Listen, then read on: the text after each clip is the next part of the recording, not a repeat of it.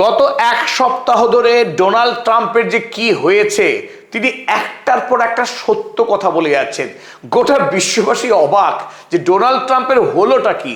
তিনি সত্য কথা বলবেন একটা দুটো, কিন্তু অনর্গল সত্য কথা বলে যাবেন। তিনি কদিন আগে বললেন আমেরিকা যুক্তরাষ্ট্র না থাকলে ইসরায়েল বলে কোনো দেশ থাকতো না। তিনি বললেন বেঞ্জামিন নেতানিয়াহুকে গোটা পৃথিবী ঘৃণা করে, এও বললেন ইসরায়েলকে ঘৃণা করে পৃথিবী।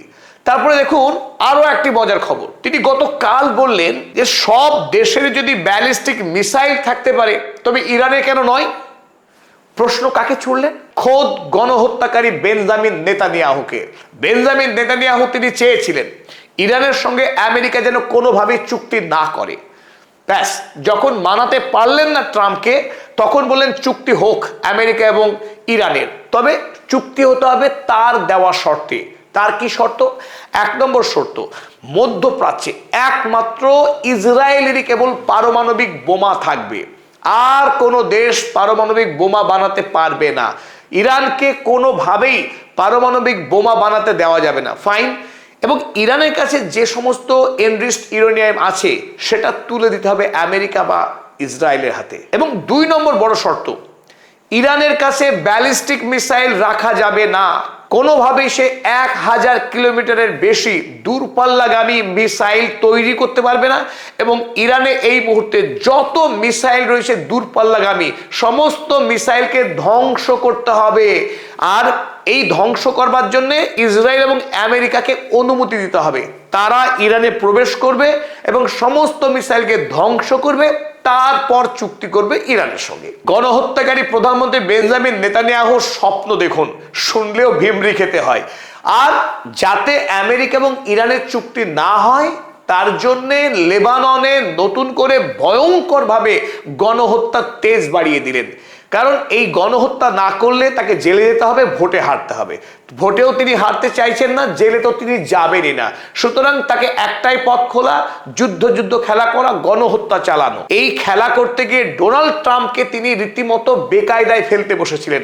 ডোনাল্ড ট্রাম্প শেষ পর্যন্ত সম্বিত ফিরে পেয়েছেন, তার কাণ্ডজ্ঞান ফিরে পেয়েছেন এবং তিনি বুঝতে শিখেছেন যদি এই রক্ত পিপাসুর সঙ্গে তিনি থাকেন, আগামী দিনে আমেরিকায় তার রাজনৈতিক ভবিষ্যৎ শেষ।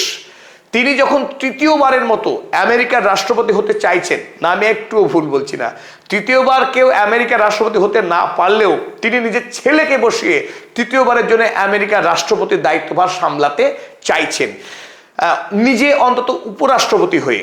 আর সেই স্বপ্ন যদি সত্য করতে হয় তাকে ইরানের সঙ্গে চুক্তি করতেই হবে। কারণ ইরান হরমুজ প্রণালী দখল নিয়ে গোটা পৃথিবীকে ইতিমধ্যেই বিকল করে দিয়েছে। ইরান একটি আশ্চর্যজনক দেশ। ইরানকে গোটা পৃথিবী স্যাংশন লাগিয়ে রেখেছিল 47 বছর ধরে। ইরান মাথা নত করেনি বিশ্বের কাছে, আমেরিকার কাছে তো নয়ই।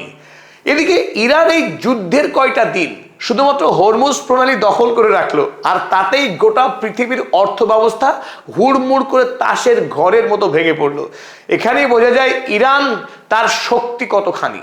তাই ইরান সম্পর্কে এখন ডোনাল্ড ট্রাম্প ভূয়সী প্রশংসা করছেন এবং তিনি বললেন এত বড় শক্তিশালী দেশ যে আমেরিকার সমস্ত সামরিক ঘাঁটিতে মিসাইল মেরে উড়িয়ে দিতে পারে, সেই দেশের কাছে মিসাইল থাকবে না, তাও কি হয়? সব দেশেরই যখন আছে ইরানেরও থাকবে। এই কথা হুমকি তো দিলেন নেতানিয়াহুকে, আর তারপরে সারা পৃথিবীতে একটা নতুন করে যোগ শুরু হয়ে গেছে। ডোনাল্ড ট্রাম্প কাল আবার বলবেন না তো যে সব শক্তিশালী দেশেরই তো পারমাণবিক বোমা আছে, তো ইরানের কাছে থাকলে দোষ কিসের? ইরানেরও থাকবে। এই কথা বেফাস ডোনাল্ড ট্রাম্প না বলে দেয়, এটাই শুরু হয়েছে গুঞ্জন। তাই বেঞ্জামিন নেতানিয়াহু এখন শুধু কপাল চাপড়া ছেড়ে কাঁদছেন যে আমার কি হবে, আমার কি হবে। তিনি এখন জেলে যাবেন না ভোটে হারবেন সেটা নিয়ে রীতিমতো চাপে পড়ে আছেন। চলুন আমরা এবার দেখে নিই ডোনাল্ড ট্রাম্প তিনি কি বলেছেন। ডোনাল্ড ট্রাম্প বলছেন, আই এম সেইং দ্যাট, আমি এই বলছি যে if other countries have them, যদি অন্য সব দেশের ব্যালিস্টিক মিসাইল থাকতে পারে, it's a little bit unfair, এটা অন্যায় হবে for them not to have some. ইরানের কাছে যদি কিছু ব্যালিস্টিক মিসাইল না থাকে সেটা খুব অন্যায় হবে।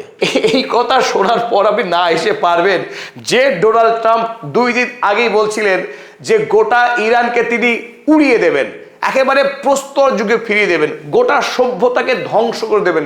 পরমাণু বোমা মারার একটা প্রচ্ছন্ন হুমকি দিচ্ছিলেন যে ডোনাল্ড ট্রাম্প, সেই ডোনাল্ড ট্রাম্প এখন বলছেন ইরানের কাছে ব্যালিস্টিক মিসাইল থাকা দরকার। অন্য দেশে যদি থাকে, অন্য দেশ মানে এই ইসরায়েলে যদি থাকে তো অবশ্যই ইরানেরও থাকা উচিত। তাই মধ্যপ্রাচ্যে এই মুহূর্তে সবচাইতে শক্তিশালী দেশ যে ইরান, সে কথা মেনেই নিলেন ডোনাল্ড ট্রাম্প। শুধু মেনে নিলেন না, তিনি চুক্তি করে ইরানকে ক্ষতিপূরণ দিয়ে গোটা পৃথিবীকে তিনি ঢাক পিটিয়ে জানিয়ে দিলেন Iran is the new super power.